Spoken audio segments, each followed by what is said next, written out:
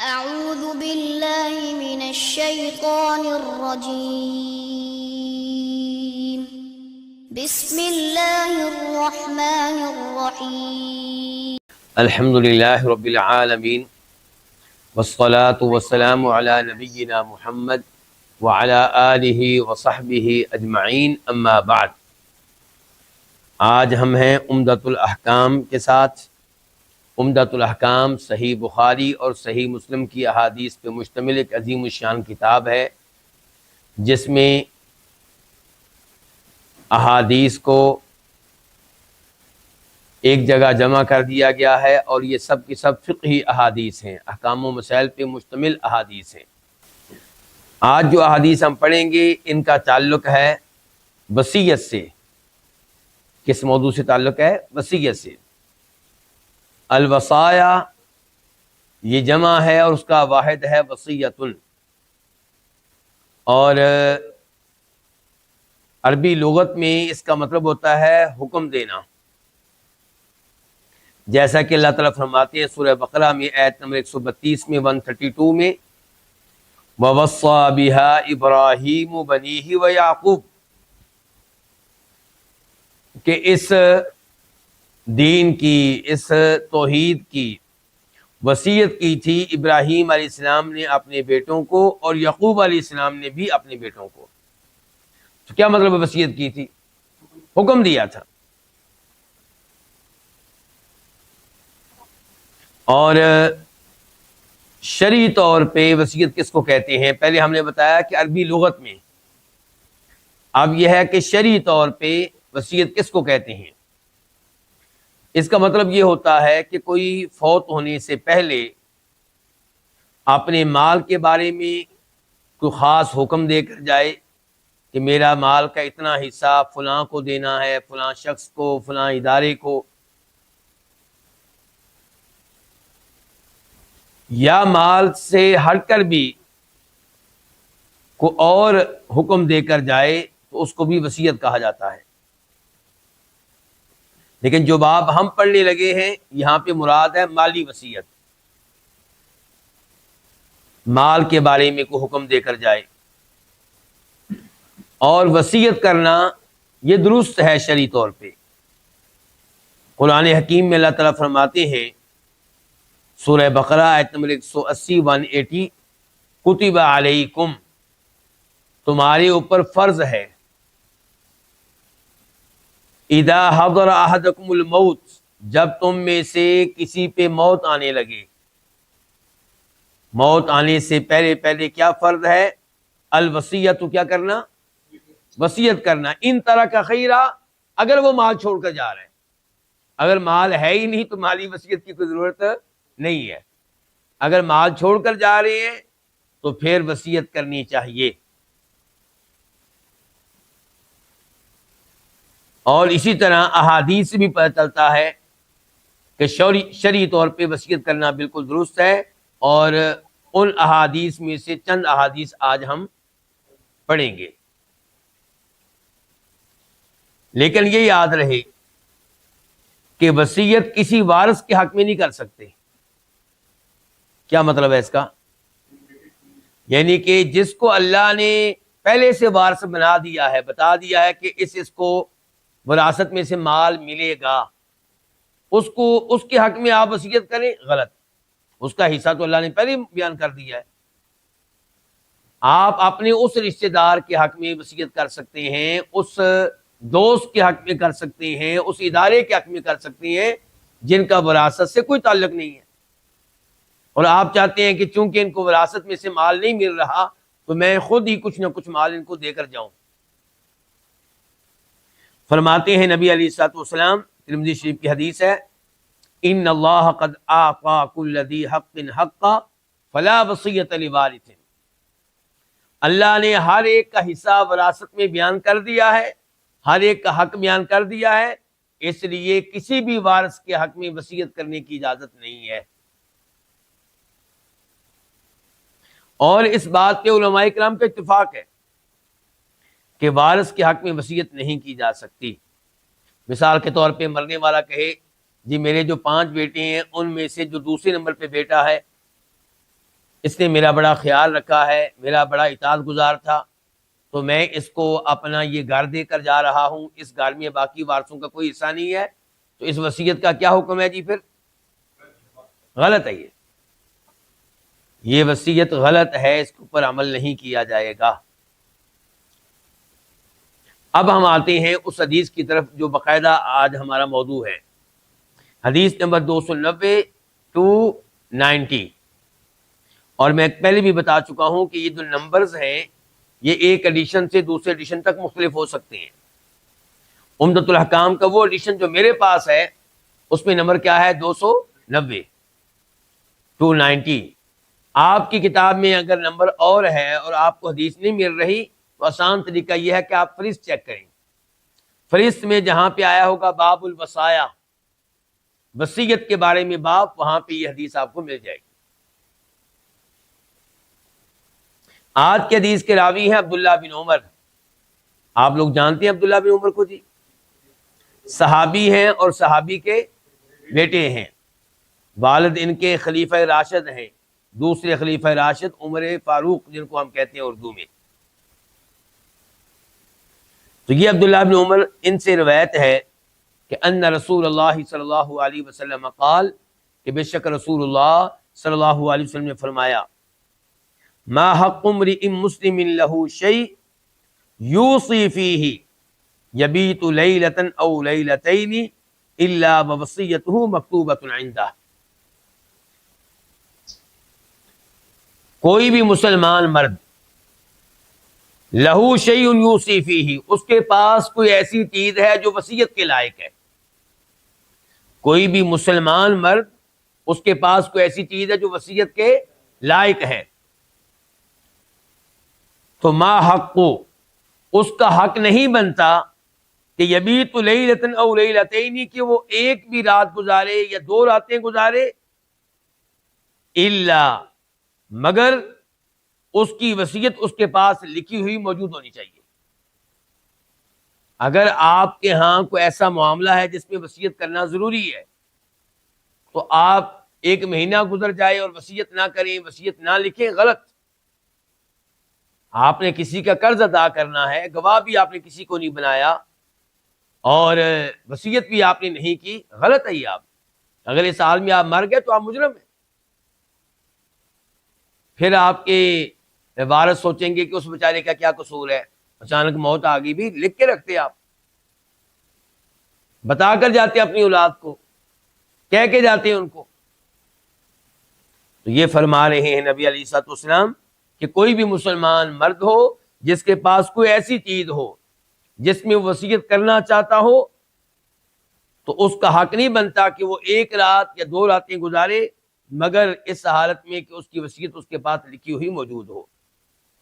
اس حدیث کو روایت کے امام بخاری رحمہ اللہ نے، نمبر ہے 2738 2738، اور باب ہے باب الوصایا۔ امام بخاری نے اس کے اوپر باب کیا قائم کیا؟ باب الوصایا، کہ وصیت کرنے کے بارے میں باب۔ اور امام مسلم نے بھی اس حدیث کو روایت کیا، نمبر ہے 1627 1627۔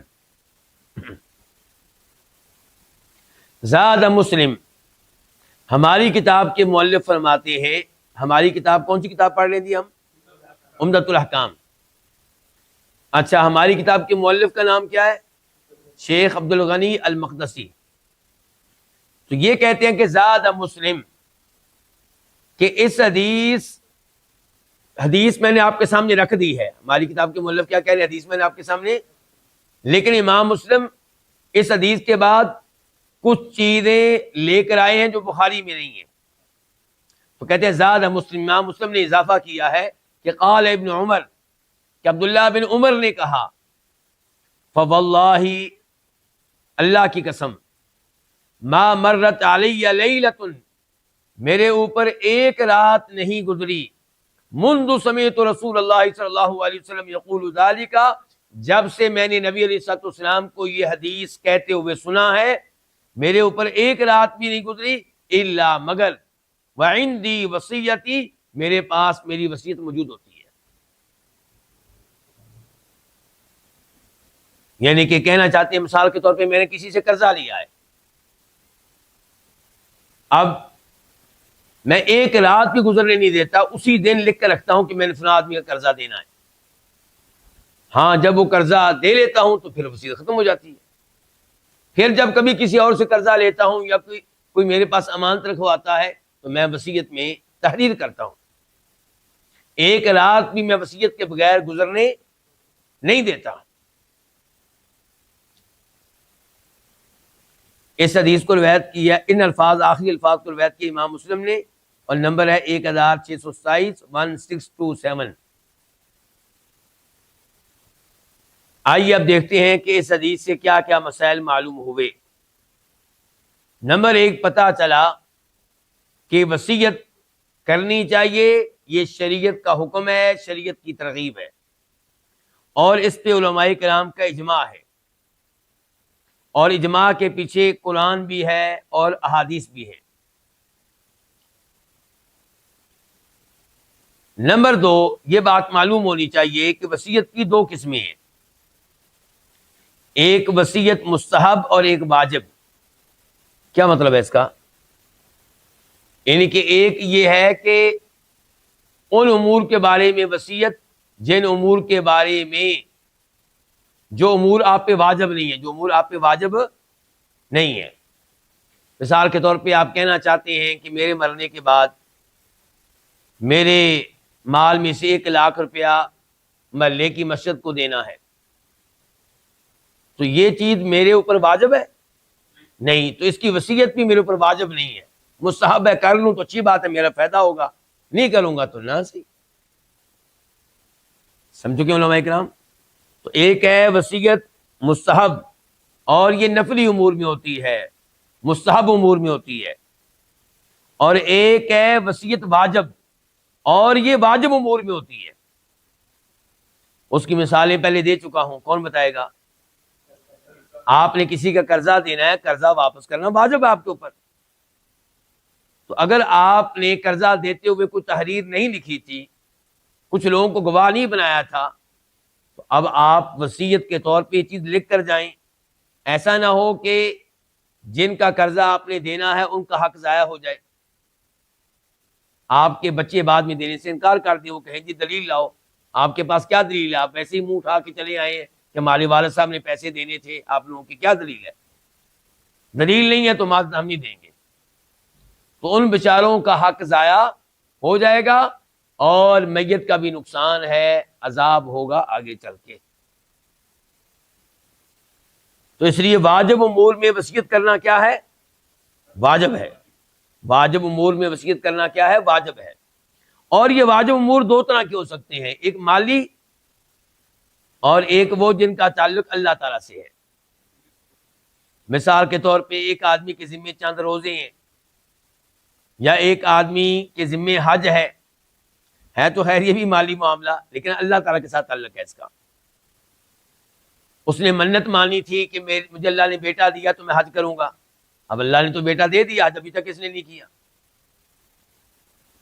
یا 1 سال کی زکوٰۃ ادا نہیں کی تھی، تو بتا کر جائیں اپنے وارثوں کو کہ میں نے 2 لاکھ روپیہ زکوٰۃ ادا کرنی ہے، ابھی تک میں ادا نہیں کر سکا، وصیت کر کے جائیں۔ اسی طرح آپ کے ذمہ کو عمرہ ہے، مثال کے طور پہ آپ نے منت مانی تھی کہ میں عمرہ کروں گا، یا کوئی اور کفارہ ہے آپ کے ذمہ، قسم آپ نے اٹھائی تھی، وہ قسم آپ پورا نہیں کر سکے، آپ نے قسم اٹھائی تھی کہ میں کام کروں گا، نہیں کر سکے، اب قسم کا کفارہ آپ کے ذمہ ہے، تو ان تمام امور میں وصیت واجب ہے، تو ان امور میں وصیت کر کے جانا ضروری ہے۔ تیسرے نمبر پہ اس حدیث سے یہ مسئلہ معلوم ہوا کہ وصیت کرنے کے معاملے میں سستی نہیں کرنی چاہیے، کیونکہ موت کا کچھ علم نہیں ہے، وصیت کرنے کے معاملے میں جلدی کریں۔ اسی لیے تو آپ علیہ السلام کہہ رہے ہیں کہ 1 یا 2 راتیں بھی نہ گزرے مگر آپ نے وصیت لکھ کر رکھی ہوئی ہو۔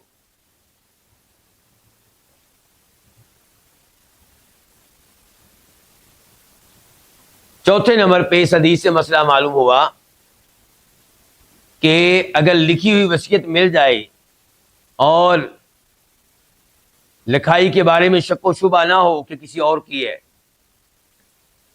میت ہی کی لکھائی لگے تو پھر اس کے اوپر عمل کیا جائے گا، اور یہ بہترین ثبوت ہے وصیت پہ عمل کرنے کے لیے۔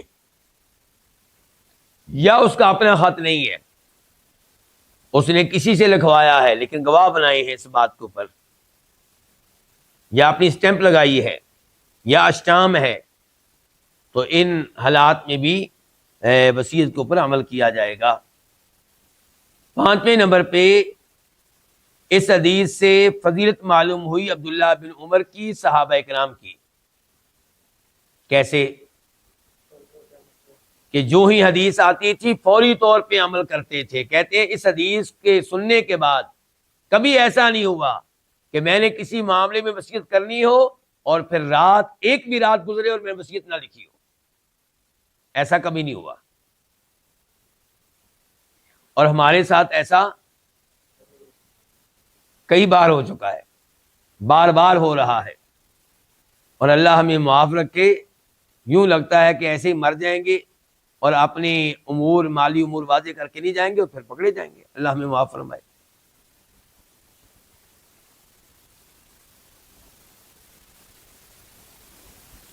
اس حدیث کے تعلق سے اگلا مسئلہ یہ یاد رکھنے والا ہے کہ یہ حکم صرف مردوں کے لیے نہیں ہے بلکہ عورتوں کے لیے بھی ہے۔ شریعت مردوں والے الفاظ عام طور پہ استعمال کرتی ہے، لیکن مردوں والا حکم عورتوں کے لیے بھی ہوتا ہے۔ تو اگر عورتوں کے ذمے کوئی حج ہے، کوئی عمرہ ہے، کوئی زکوٰۃ ہے، زیورات کی زکوٰۃ ادا نہیں کی، یا کسی سے قرض لیا تھا ادا نہیں کیا، عورتیں بھی تو خامن سے چھپ چھپا کے دائیں بائیں سے قرض پکڑ لیتی ہیں، تو کم از کم اس کی وصیت کر کے جائے۔ اور اس حدیث سے بھی پتہ چلا کہ انسان کو ہمیشہ موت کے لیے تیار رہنا چاہیے۔ ہمارے دائیں بائیں لوگ فوت ہوتے رہتے ہیں، ہمیں اس سے عبرت حاصل کرنی چاہیے، لیکن ہم سمجھتے ہیں نہیں، لوگوں کا نمبر لگا ہوا، میرا نمبر بہت دور ہے۔ ہر آدمی یہ سمجھتا ہے کہ میرا نمبر کیا ہے، بہت دور ہے۔ اور کئی لوگ یہ بھی سمجھتے ہیں کہ ابھی تو نمبر کس کا ہے، میرے ابا جی کا ہے، میرے چچا جان ابھی زندہ ہیں، تو اس کے بعد ہمارا نمبر شروع ہوگا۔ لیکن موت جو ہے چھوٹے بڑے میں کوئی فرق نہیں کرتی، مرد و عورت میں کوئی فرق نہیں کرتی۔ اب ہم منتقل ہوتے ہیں اس حدیث کی طرف جو اس کے بعد ہے، اس کا نمبر ہے میرے پاس 291-291، اور اس حدیث کے راوی ہے سعد بن ابی وقاص رضی اللہ عنہ۔ جانتے ہیں جی آپ لوگ سعد بن ابی وقاص کو؟ عشرہ مبشرہ میں سے۔ کیا مطلب ہے عشرہ مبشرہ؟ عشرہ کس کو کہتے ہیں؟ 10 کو۔ مبشرہ جن کو خوشخبری دی گئی، یعنی کہ ان 10 صحابہ کرام میں سے ایک ہیں جن کو دنیا میں ہی جنت کی خوشخبری ملی۔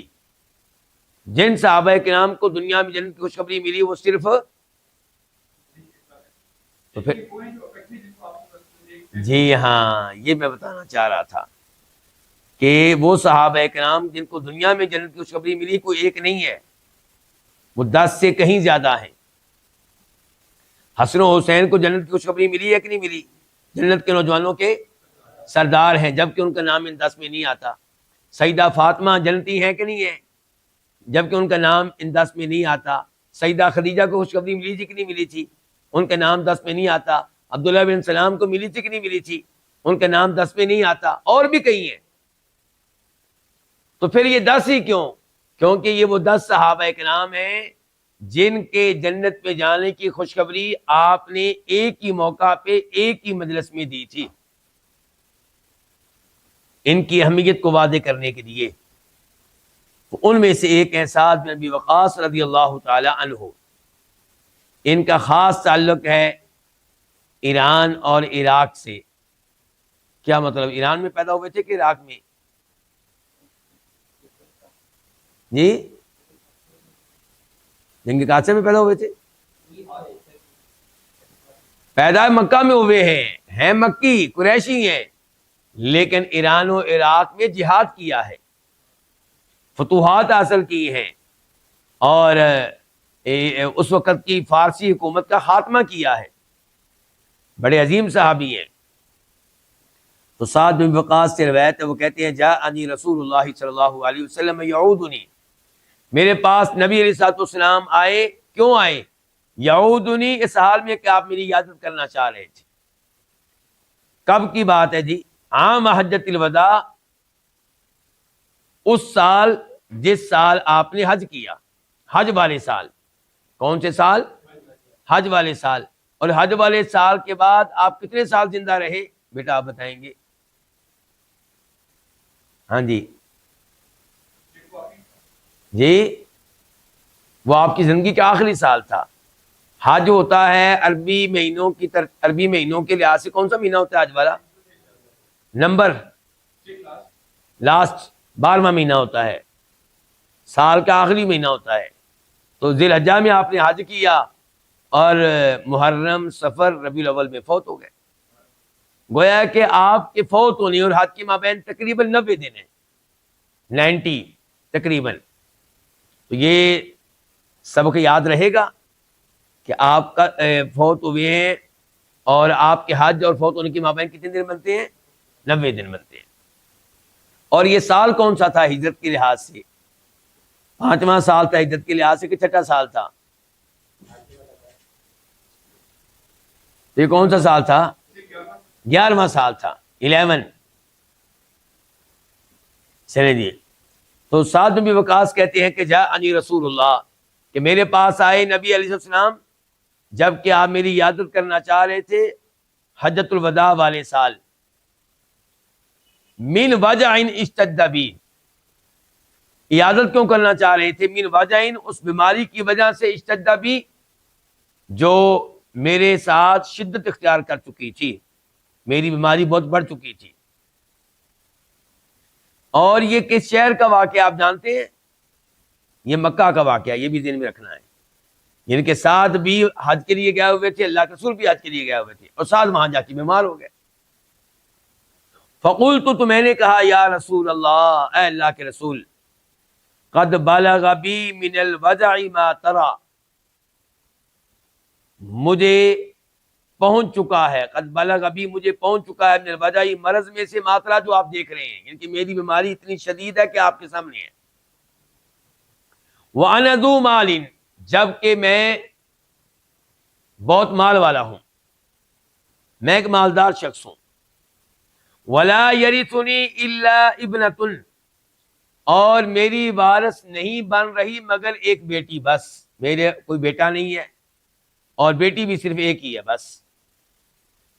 أَفَأَتَصَدَّقُ بِثُلُثَيْ مَالِي، تو کیا میں اپنے مال کا 2/3 یعنی کہ 2/3 یہ صدقہ کر سکتا ہوں، وصیت کر سکتا ہوں کہ یہ مال جو ہے اتنا وہ اللہ کی راہ میں دے دیا جائے، میری بیٹی کے لیے 1/3 کافی ہوگا۔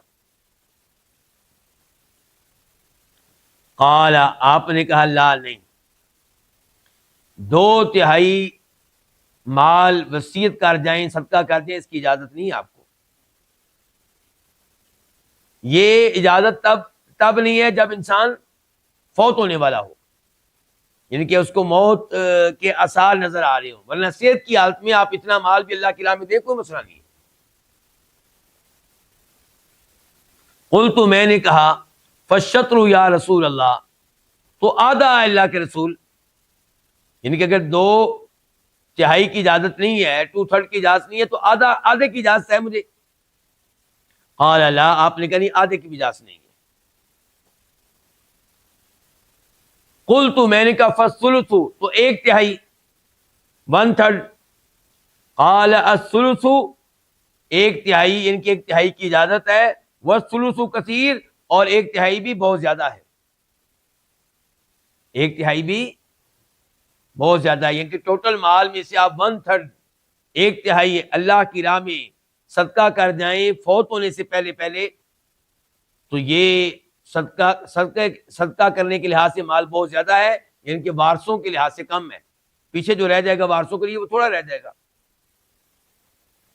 إِنَّكَ أَن تَذَرَ وَرَثَتَكَ أَغْنِيَاءَ خَيْرٌ مِّنْ أَن تَذَرَهُمْ عَالَةً يَتَكَفَّفُونَ النَّاسَ، بے شک آپ کا انتظرہ چھوڑ دینا، ورثتک اپنے وارثوں کو، اغنیا مالدار، آپ کا اپنے وارثوں کو مالدار چھوڑ کر جانا خیر بہتر ہے اس بات سے کہ آپ ان کو چھوڑ کر جائیں عالتن فقیر، عالتن جمع ہے عائل ان کی فقیر، یتکففون الناس، وہ لوگوں کے سامنے ہاتھ پھیلاتے پھرے، یتکففون کف سے ہے، کف ہتھیلی سے، لوگوں کے سامنے آپ کے مرنے کے بعد وہ ہاتھ پھیلاتے پھرے، بھیک مانگے، تو یہ کوئی اچھی بات نہیں ہے، آپ اپنے وارثوں کو مالدار چھوڑ کر جائیں۔ وَإِنَّكَ لَن تُنْفِقَ نَفَقَةً تَبْتَغِي بِهَا وَجْهَ اللَّهِ إِلَّا أُجِرْتَ بِهَا۔ سعد کیوں کوشش کر رہے تھے اتنا مال اللہ کی راہ میں دینے کی؟ ایک تو یہ ہے کہ وارثوں میں صرف ایک بیٹی ہے اور 1/3 مال اس کے لیے بہت ہوگا، دوسرا یہ کہ میں تو دنیا سے جا رہا ہوں، میرا اجر و ثواب ختم ہونے والا ہے، تو کیوں نہ مرنے سے پہلے پہلے اپنے لیے اجر و ثواب کا بندوبست کر کے جاؤں۔ اس سے پتہ چلا کہ جناب سعد کو آخرت کی کتنی فکر تھی، اس سے پتہ چلا صحابہ کرام آخرت کے بارے میں کس قدر ٹینشن لیا کرتے تھے۔ آج کل کسی کے اوپر موت آئے تو اس کو آخرت کی ٹینشن نہیں ہوتی جتنی ٹینشن کن کی ہوتی ہے؟ وارثوں کی۔ یہ چھوٹے چھوٹے بچے ان کا کیا بنے گا؟ اللہ کے بندے اب تو جا رہا ہے، اب تو اپنی آگے کی فکر کر، ان کو وہ اللہ رزق دے گا جو تمہیں دیتا رہا ہے۔ اچھا، چونکہ جناب سعد وصیت کرنا چاہتے تھے، مال صدقہ کرنا چاہتے تھے اجر و ثواب حاصل کرنے کے لیے، تو اس لیے فرمایا نبی علیہ الصلوۃ والسلام نے کہ ساتھ جو مال آپ کا موجود ہے، آپ کی بیگم کھائے، آپ کی بیٹی کھائے، تو آپ کو اس پہ بھی اجر و ثواب ملتا ہے، آپ کو اس پہ بھی کیا ملتا ہے؟ اجر و ثواب ملتا ہے۔ کاش مرد لوگ یہ بات سمجھ لیں کہ آپ کی بیوی جو کھانا کھاتی ہے، آپ کے بچے جو کھانا کھاتے ہیں، اس کے اوپر بھی آپ کو کیا ملتا ہے؟ اجر و ثواب ملتا ہے، اگر آپ اپنی نیت صاف کر لیں تو۔ نیت کرنی پڑے گی، یا تو اجر و ثواب کی نیت کر لیں، یا کم از کم آپ کی نیت یہ ہو کہ میں ان کے لیے کمائی اس لیے کرتا ہوں، محنت اس لیے کرتا ہوں، جاب اس لیے کرتا ہوں کہ اللہ نے میری ڈیوٹی لگائی ہے کیا؟ بیگم کو کھانا فراہم کرنا، بچوں کو کھانا فراہم کرنا، ان کو لباس مہیا کرنا، ان کو لباس مہیا کرنا، ان کو رہائش، ان کے اللہ کی وجہ سے میں کر رہا ہوں۔ تو اس قسم کی جب آپ نیت کریں گے تو آپ کو اللہ بہت اجر و ثواب دے گا۔ تو کہتے ہیں یعنی کہ اگر آپ وصیت کر کے نہیں بھی جاتے اتنے مال کی، تو آپ کے بچے کھا رہے ہیں، اس کا بھی آپ کو اجر و ثواب مل رہا ہے۔ وَإِنَّكَ، اور بے شک تو، لن تنفق نفقۃ، کوئی بھی چیز خرچ نہیں کرے گا، تبتغی بہا وجہ اللہ، جبکہ تمہارا مقصد خرچ کرنے سے کیا ہو؟ اللہ کا چہرہ، اللہ کی رضا، یعنی کہ تم اس لیے خرچ کر رہے ہو کہ کیا ہو جائے؟ اللہ راضی ہو جائے، الا اجرت بہا، مگر آپ کو اس خرچ کرنے پہ اجر و ثواب ملے گا۔ ٹھیک ہو گیا؟ اگر آپ ٹیوشن اس لیے پڑھاتے ہیں کہ میری والدہ کھائیں پیئیں گی، میری بہنیں کھائیں پیئیں گی، تو اس کے اوپر بھی کیا ملے گا؟ اجر و ثواب ملے گا۔ حتی ما تجعل فی امرأتک، حتیٰ کہ وہ لقمہ جو تو اپنی بیگم کے منہ میں ڈالے گا اس کے اوپر بھی اجر و ثواب ملے گا۔ یعنی کہ اس آخری لفظ میں کیا ہے کہ آپ اپنی بیگم کے منہ میں لقمہ ڈالتے ہیں محبت کا اظہار کرتے ہوئے، آپس میں پیار و محبت بڑھانے کے لیے، اللہ تعالیٰ اس پہ بھی اجر و ثواب دے گا آپ کو۔ قال، سعد کہتے ہیں فقلت، تو میں نے کہا یا رسول اللہ، اے اللہ کے رسول، اخلف بعد صحابی، میں اپنے اصحاب کے بعد پیچھے رہ جاؤں گا؟ کیا مطلب ہے جی اس کا؟ نہیں، حالانکہ میں آپ کو تھوڑا سا کرینہ اشارہ پہلے دے چکا ہوں کہ یہ موجود ہیں اس وقت مکہ میں بطور مسافر۔ اب ان کا شہر کون سا ہے؟ مدینہ۔ مکہ تو چھوڑ دیا اللہ کی خاطر، مکہ چھوڑا کس کی خاطر؟ اپنا دین بچانے کے لیے، ایمان بچانے کے لیے۔ جیسے ہمارے نوجوان آج کل یورپ جاتے ہیں، کیا بچانے کے لیے؟ جی پتہ نہیں کیا بچانے کے لیے، پتہ نہیں کس چیز کو خطرے میں ڈالنے کے لیے. میں تو یہ کہوں گا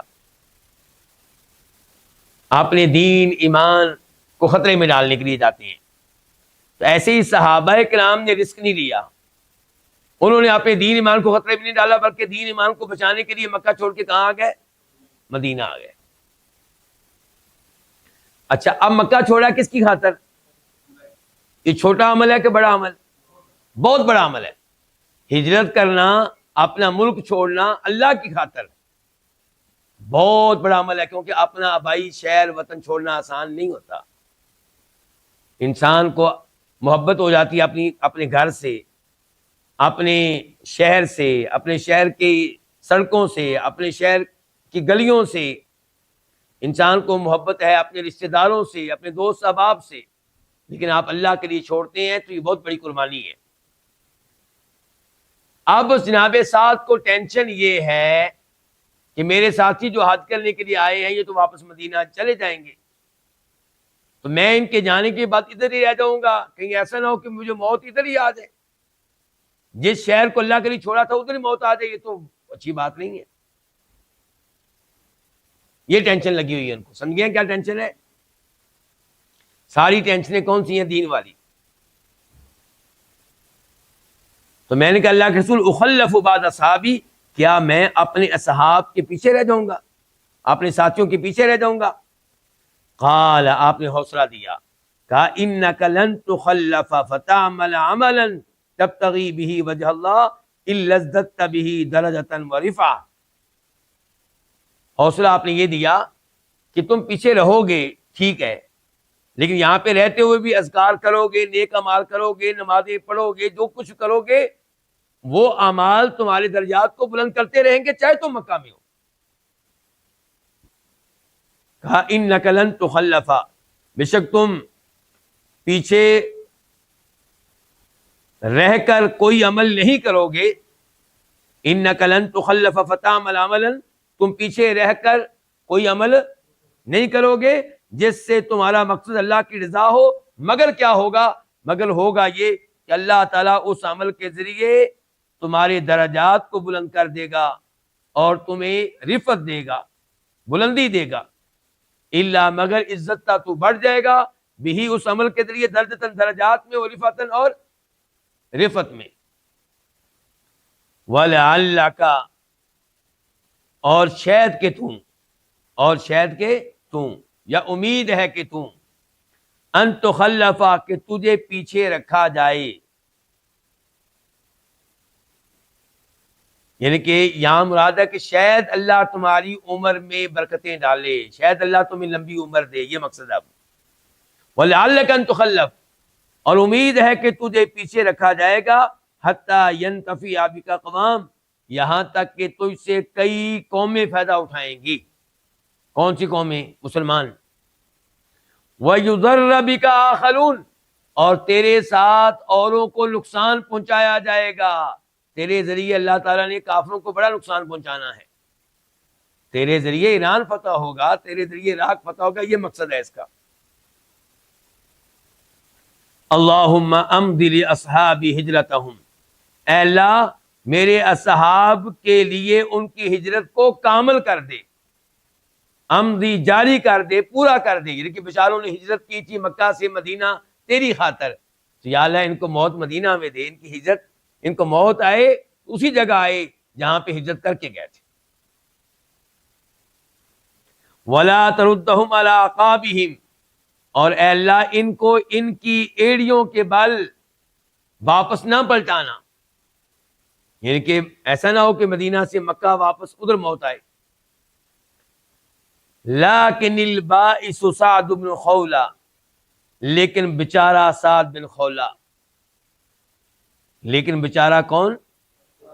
سعد بن خولہ. اب آپ کہیں گے سعد بن خولہ کون ہے؟ تو آئیے اس کا تعارف میں آپ کو کرا دوں. پہلا تعارف تو یہ ہے کہ سعد کی نسبت ہے یہاں پہ اپنی ماں کی طرف. سعد بن خولہ، خولہ کون ہے؟ ان کی ماں. دوسرے نمبر پہ یہ قریشی ہیں. تیسرے نمبر پہ ابو عبیدہ بن جراح کے قبیلے میں سے ہیں. تیسرے نمبر پہ بدری صحابی ہیں. کیا مطلب؟ جنگ بدر میں حصہ لیا تھا. جنگ بدر میں حصہ لینے والے صحابہ کرام بہت عظیم ہوتے ہیں, ان کی بڑی شان ہے. چوتھے نمبر پہ ہجرت کی تھی اللہ کی راہ میں مکہ سے مدینہ, لیکن موت آئی تھی مکہ میں, اس لیے آپ کہہ رہے ہیں بیچارہ. سمجھ رہے ہیں؟ موت کہاں آئی تھی؟ مکہ میں. اور ان کی وائف تھی سبیہ بنت حارث. ان کی وائف کون تھی؟ سبیہ. سب آدمی تھا 7 سبیہ بنت حارث. جب یہ فوت ہوئے تو ان کی بیگم حمل کی حالت میں تھی. اصل میں آپ کو یاد کروانا چاہتا ہوں ایک حدیث. آپ کو یاد ہوگا کہ سبیہ یہی تھی, خامد کے فوت ہونے کے چند دنوں کے بعد حمل سے فارغ ہو گئی, اور پھر انہوں نے خوبصورت کپڑے پہن لیے, اپنا زیب و زینت اختیار کر لی, تاکہ جس نے نکاح کا پیغام بھیجنا ہے وہ بھیجے. تو ایک آدمی نے امید بڑی لگائی ہوئی تھی کہ میری شادی یہاں پہ ہو جائے گی, لیکن انہوں نے انکار کر دیا. دوسرے لوگ پیغام بھیج رہے ہیں. اب اس نے کہا ان کو کہ آپ کو تو شادی کرنے کی فی الحال اجازت ہی نہیں ہے, کیونکہ آپ کے 4 مہینے 10 دن پورے. عدت کتنی ہوتی ہے؟ 4 مہینے 10 دن. تو یہ پھر گئی اللہ کے نبی کے پاس علیہ السلام, آپ سے مسئلہ پوچھا. آپ نے کہا تمہاری عدت ختم ہو چکی ہے, کیونکہ جو عورت حمل کی حالت میں ہو اس کی عدت 4 مہینے 10 دن نہیں ہوتی, بلکہ حمل سے فارغ ہونا ہے. چاہے حمل سے فارغ ہونے میں 9 مہینے لگ جائیں, چاہے 8 مہینے, چاہے 7, چاہے 6, چاہے 5, چاہے 4, 3, 2, 1, 3 ہفتے, 2 ہفتے, 1 ہفتہ, 5 دن, 4 دن, چاہے 1 منٹ لگے. مثال کے طور پہ خان فوت ہوا, ادھر ہی اس کو خبر دی گئی تمہارا خان فوت ہو گیا ہے, تو اس غم میں, اس ٹینشن میں اس کا حمل ادھر ہی گر گیا. تو حمل گرتے ہی کیا ہو گئی ہے؟ عدت پوری ہو گئی, اس کی عدت سے فارغ ہے, اب نیا نکاح کر سکتی ہے. تو یہ سبیہ ان کی وائف تھی سعد بن خولہ کی.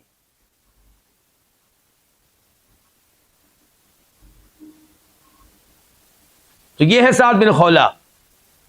اچھا اب دیکھیں آپ کیا کہہ رہے ہیں, لیکن بیچارہ سعد بن خولہ. یہ الفاظ آپ نے کیوں کہے؟ اس کی وضاحت کے لیے آگے ہیں ہمارے پاس امام زہری. کون آگے ہمارے پاس؟ امام زہری کہتے ہیں کہ میں آپ کو بتاتا ہوں کہ الفاظ آپ نے کیوں کہے. کہتے ہیں یرسی لہو رسول اللہ. یہاں پہ یہ موجود نہیں ہے کہ امام زہری نے کہا, یہ میں نے وضاحت کی ہے. میں نے وضاحت کہاں سے لی ہے؟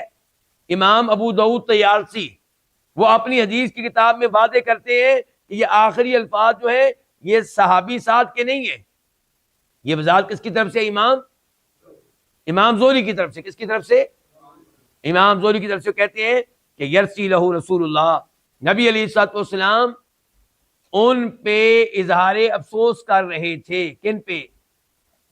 سعد بن خولہ پہ. کیوں؟ ان مات بمکہ, اس لیے کہ بیچارے مکہ میں فوت ہوئے تھے.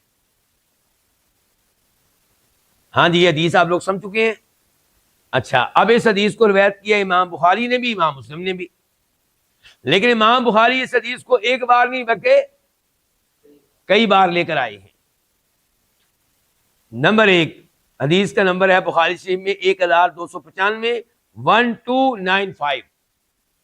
اچھا وہاں پہ امام بخاری نے اس کے اوپر باب کیا قائم کیا ہے, اس سے مسئلہ کیا اخذ کیا ہے اس حدیث سے؟ کہتے ہیں باب رثاء النبی صلی اللہ علیہ وسلم سعد بن خولہ, کہ نبی علیہ الصلوۃ والسلام کا سعد بن خولہ پہ اظہار افسوس کرنا. لیکن لفظ کیا ہے؟ رثاء. جبکہ علماء کرام کہتے ہیں کہ مرثیہ پڑھنا یہ منع ہے میت کا. تو یاد رہے یہاں پہ لفظ آیا یرسی لہو.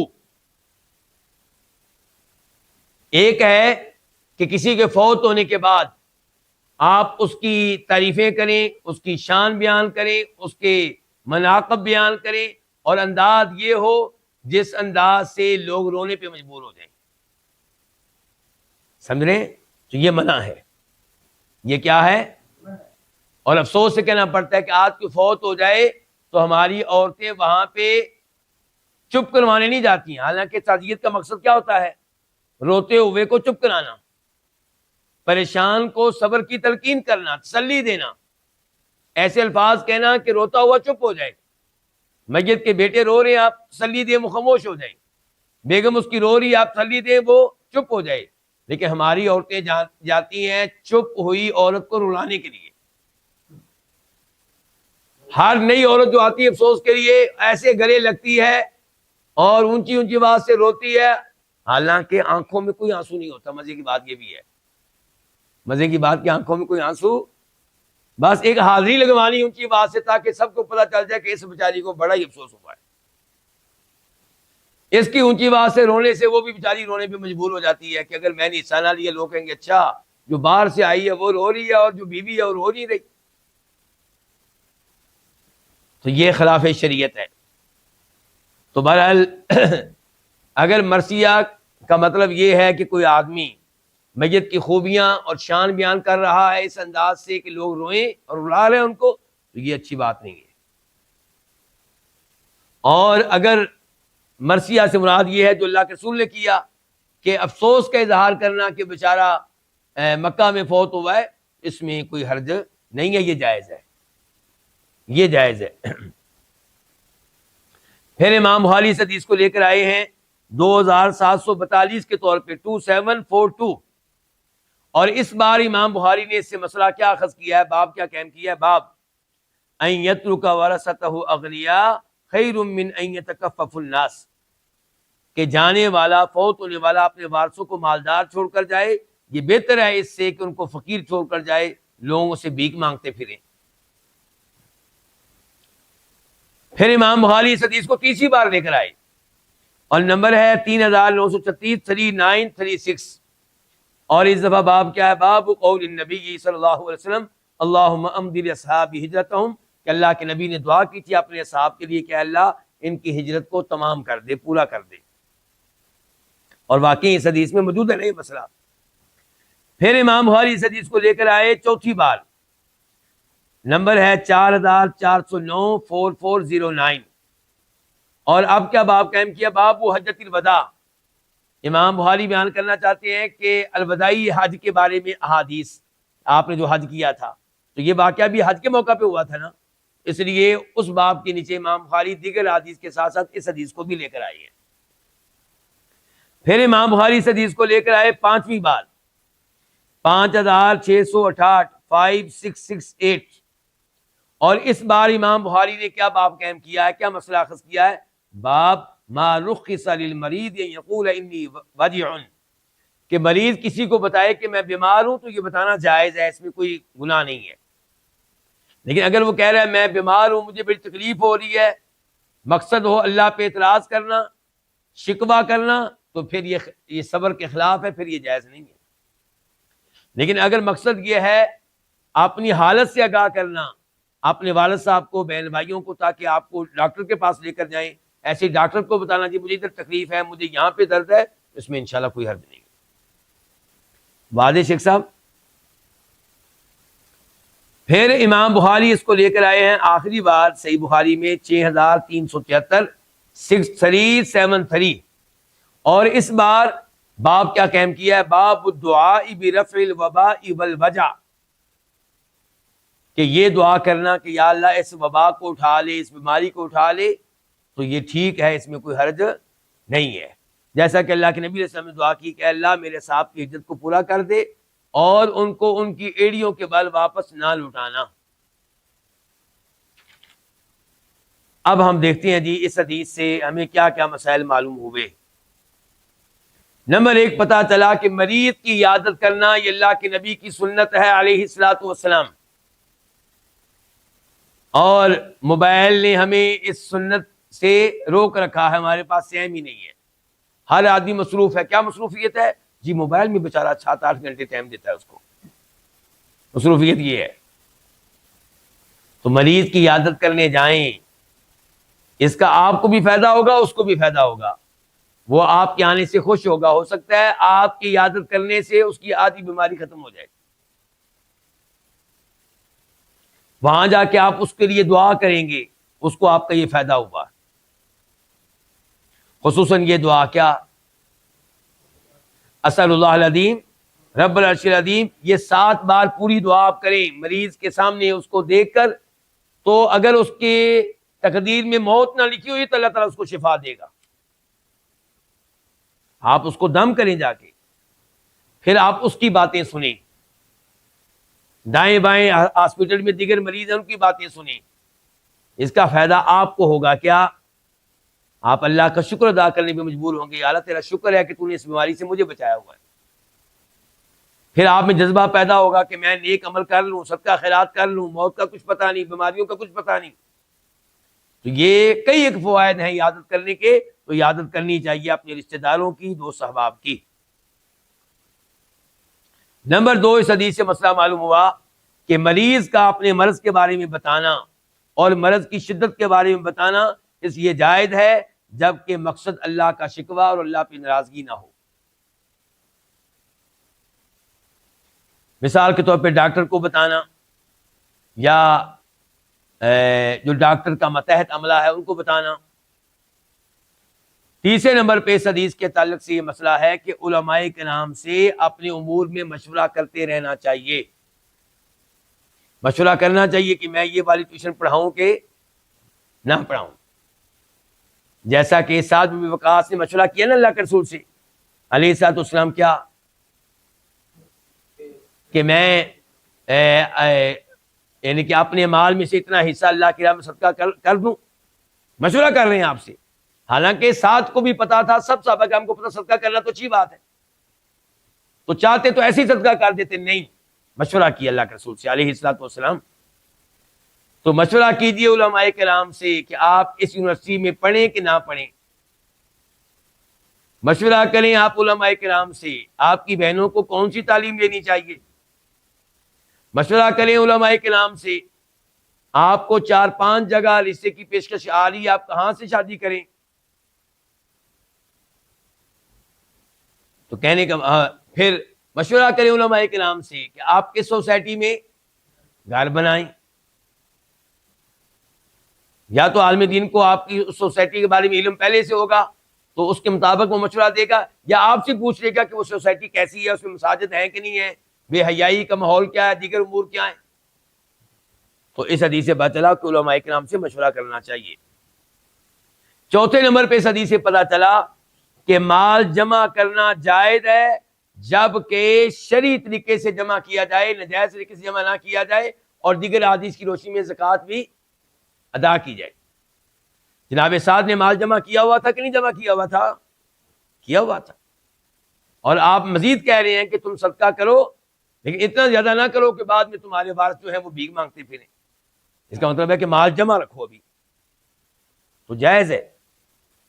لیکن مال جمع کرنے کا مطلب یہ نہیں ہے کہ آپ اللہ کو پیچھے کر دیں، نمازوں کو پیچھے کر دیں، یہ مطلب نہیں ہے اس کا کہ آپ دنیا کے لیے اندھے ہو جائیں. اکثر لوگ دنیا کے لیے اندھے ہو چکے ہیں، یہ مسئلہ ہے.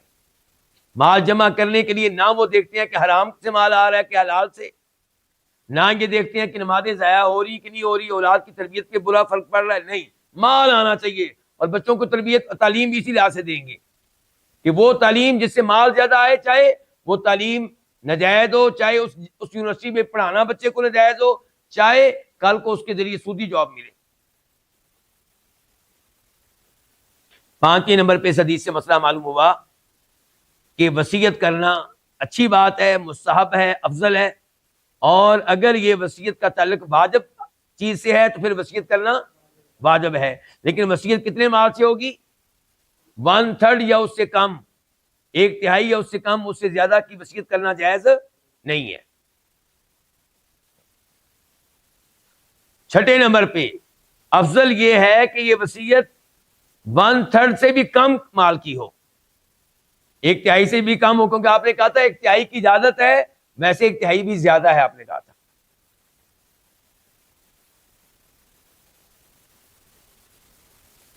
ساتویں نمبر پہ اپنا مال وارثوں کے لیے چھوڑ کر جانا جبکہ وہ مال کے محتاج ہوں، یہ اس سے بہتر ہے کہ آپ غیروں کے اوپر صدقہ کر کے چلے جائیں اور آپ کے وارث دوسروں سے مانگتے پھریں. 8ویں نمبر پہ یہ پتا چلا کہ اپنی اولاد پہ مال خرچ کرنا، اپنی بیوی پہ مال خرچ کرنا، یہ ایک عظیم عبادت ہے، عظیم نیکی ہے، جبکہ نیت اللہ کی رضا ہو۔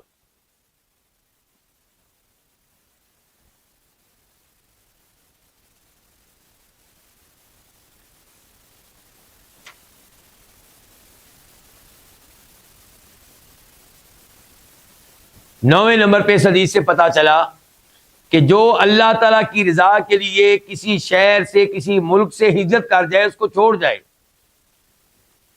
تو پھر وہاں پہ رہنے کے لیے واپس نہ آئے۔ ہاں کسی کام سے واپس آ سکتا ہے، 1 دن کے لیے، 2 دن کے لیے، 3 دن کے لیے، لیکن وہاں پہ دوبارہ رہنے کے لیے نہ جائے۔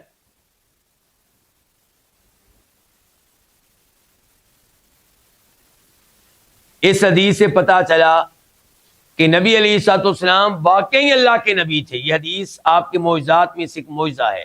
کیسے؟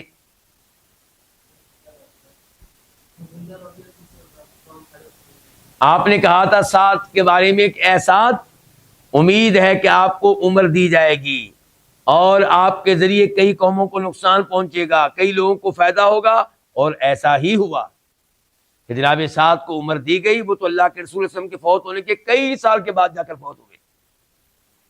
جہاد کیا، جی بھر کر کیا، عراق میں، ایران میں، اور مشرکین کو، کفار کو شکست دی، اور ان شہروں کو مسلمان سلطنت میں شامل کیا۔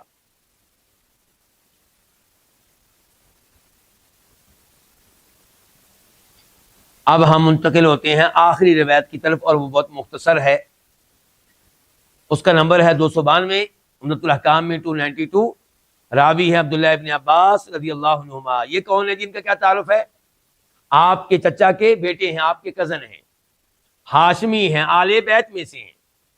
کیونکہ صحیح بات یہ کہ آل بیت کون ہوتے ہیں؟ آپ کی بیویاں آل بیت ہیں، آپ کی اولاد آل بیت ہے، اور آپ کے دادا کی وہ ساری اولاد جو مسلمان ہیں وہ سب کیا ہیں؟ آل بیت میں سے ہیں۔ جناب علی آل بیت میں سے کیوں ہیں؟ آپ کا داماد ہونے کی وجہ سے، یا آپ کے چچا کا بیٹا ہونے کی وجہ سے؟ چچا کا بیٹا ہونے کی وجہ سے، دھیان سے، داماد ہونے کی وجہ سے نہیں، چچا کا بیٹا ہونے کی وجہ سے۔ عبداللہ ابن عباس سے روایت ہے، وہ کہتے ہیں لو ان الناس غضوا من الثلث الى الربع، کاش کے لوگ، لوگ کا مطلب کیا؟ کاش کے لوگ وصیت کو 1/3 سے کم کر کے 1/4 کی طرف لے جائیں، وصیت کو 1/3 سے کم کر کے 1/4 کی طرف چلے جائیں۔ کیوں؟ فإن رسول اللہ صلی اللہ علیہ وسلم قال، کیونکہ نبی علیہ الصلوۃ والسلام نے فرمایا تھا الثلث، کہ 1/3 کی 1/3 کی 1/3 کی وصیت کر سکتے ہو، والثلث کثیر، اور 1/3 بھی بہت زیادہ ہے۔ تو آپ کے الفاظ کیا بتا رہے ہیں کہ آپ کیا چاہتے ہیں کہ اس سے بھی کم کی وصیت کی جائے۔ اس روایت کو بیان کیا امام بخاری رحمہ اللہ نے، نمبر ہے 2743 2743، اور امام مسلم نے نمبر ہے 1629 1629۔ اور یہ روایت بالکل واضح ہے کہ وصیت کرنے والا 1/3 سے اوپر بالکل نہ جائے، 1/4 سے اوپر بالکل نہ جائے، اور افضل یہ ہے کہ 1/3 سے بھی کم رہے، نیچے رہے۔ اللہ رب العزت سے دعا ہے کہ اللہ تعالی ہمیں نبی علیہ السلام کی احادیث پڑھنے کی توفیق دے۔ کتنے دن؟ پوری زندگی، مرتے دم تک، مرتے دم تک۔ میرے وہ بہن بھائی میری دعا دھیان سے سنیں جو اس انتظار میں ہے کہ عمدۃ الاحکام ختم ہوگی تو بس ہم آزاد ہو جائیں گے۔ نہیں، ہمارا یہ عمل جاری رہے گا انشاءاللہ۔ کب تک؟ موت تک۔ اور ہم خوش نصیب ہیں کہ اللہ تعالیٰ نے ہمیں جوڑ رکھا ہے اللہ کے نبی علیہ السلام کی احادیث کے ساتھ، اور اللہ تعالیٰ ہمیں آپ کی احادیث پہ عمل کرنے کی توفیق دے، جیسے صحابہ کرام فوری طور پہ آپ کی احادیث پہ عمل کیا کرتے تھے۔ وصلی اللہ تعالی علی نبینا محمد وعلی آلہ وصحبہ اجمعین۔